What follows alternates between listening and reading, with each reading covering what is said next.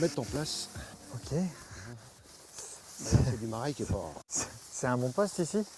Ah là, oui. Hop. Plutôt sympa. Là, on est bien là. Ouais. Bon.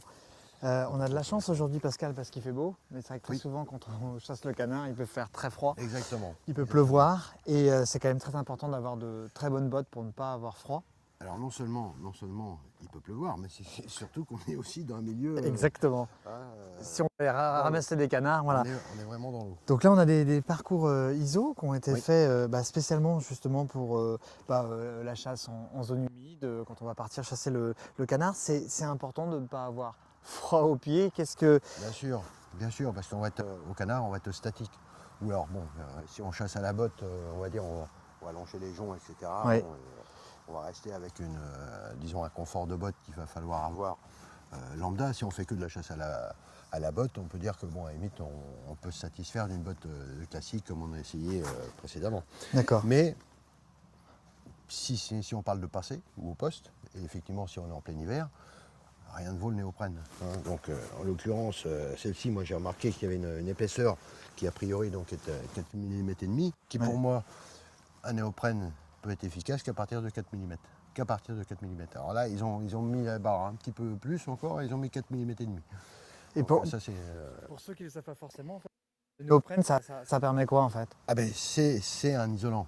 C'est D'accord. un isolant. Hein. Et donc bon là on peut tenir dans l'eau sans trop de problème. C'est-à-dire que à la limite il faudrait faire l'essai de se mettre une botte néoprène et une botte cuir à côté, se mettre dans l'eau et puis enregistrer des températures plus que négatives, c'est-à-dire on va dire au-dessus de -10 et voir ce que ça donne. D'accord. Voir ce qui se passe. Mais à mon avis on aura quand même des soucis.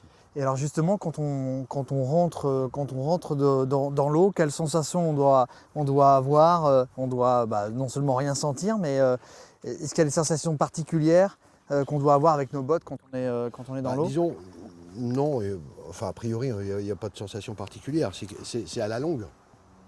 C'est à la longue qu'on va avoir les sensations parce que c'est-à-dire tu vas être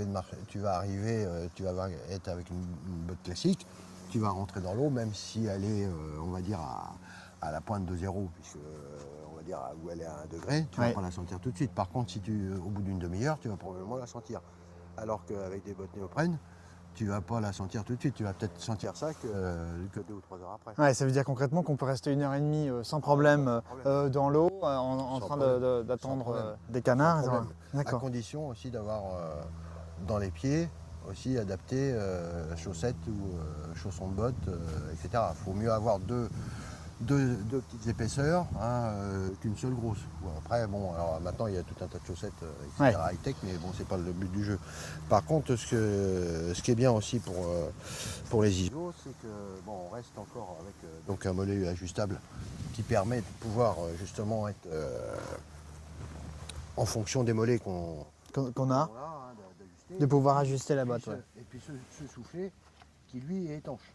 Parce que bien souvent c'est pas le cas. Hein. Ce que tu appelles le soufflet? Le soufflet c'est ça. Hein. C'est-à-dire que quand tu vas avoir un gros mollet, quelqu'un qui a un gros mollet, automatiquement tu desserres, mais là tu prendras jamais l'eau. Tu prendras jamais l'eau. Et puis on a la même conception a priori au niveau semelle. Donc avec un confort de semelle. Que la botte parcours, oui. Là aussi, on est dans un milieu humide, donc on n'est pas forcément stable. Alors c'est pas forcément dur, mais par contre, on peut avoir les pieds un peu à gauche, à droite, etc. Surtout si on marche dans l'eau, très clairement, il y a des pierres, il y a des choses. Il y a une histoire de confort aussi, parce que rien n'est plus désagréable, comme je disais tout à l'heure, de marcher avec des bottes qui sont, ou des chaussures d'ailleurs, mais surtout des bottes qui sont arrêtent comme la justice et puis vont en peine, parce que là, après, mais moi, le point le plus important pour ce genre de bottes, c'est le néoprène en 4 mm et demi. Qui pour moi, ça c'est... C'est la valeur sûre, quoi. Ah oui, Est-ce que tu as d'autres petites astuces quand on est justement...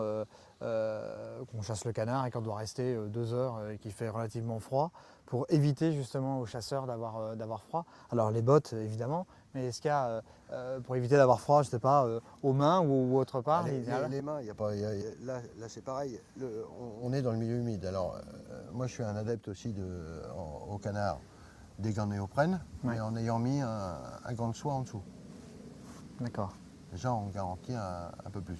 Il n'est pas question non plus de se retrouver, parce qu'il existe aussi des gants grand froid que tu vas trouver aux États-Unis ou au Canada, mais tu as l'impression d'être avec des grandes boxes. Hein, donc il faut, mais d'avoir des gants en néoprène adaptés, pas trop épais, et puis un gant de soie en dessous, bon, en principe, et éventuellement, bon, on peut avoir la chaufferette dans la main. Hein, puis après, bon, au niveau vêtements, là c'est plusieurs épaisseurs, hein, donc des vestes avec la polaire en dessous, et des membranes isolantes, etc. Il y a quoi en profondeur devant nous là? Non, là on ne peut pas traverser. On ne peut pas traverser. Bon, ok, très bien. Mais néanmoins, et là encore, on se retrouve aussi, j'insiste aussi sur ces qualités de bottes-là, c'est la souplesse du caoutchouc.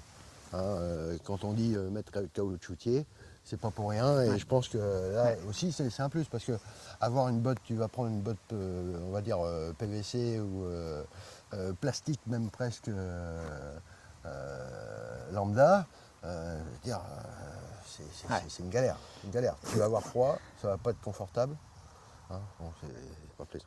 Et tu disais mettre caoutchoutier et surtout mettre caoutchouté français en plus. Français. Donc ça c'est Tout à important fait. de le signaler. Cocorico. Voilà, donc pour les chasseurs qui vont bientôt partir chasser le canard ou partir chasser en zone humide. Voilà, on leur conseille vivement la botte ISO, surtout s'il fait vraiment froid. C'est un vrai plus. Et donc voilà, on attend les canards. J'espère qu'il y en a qui vont arriver.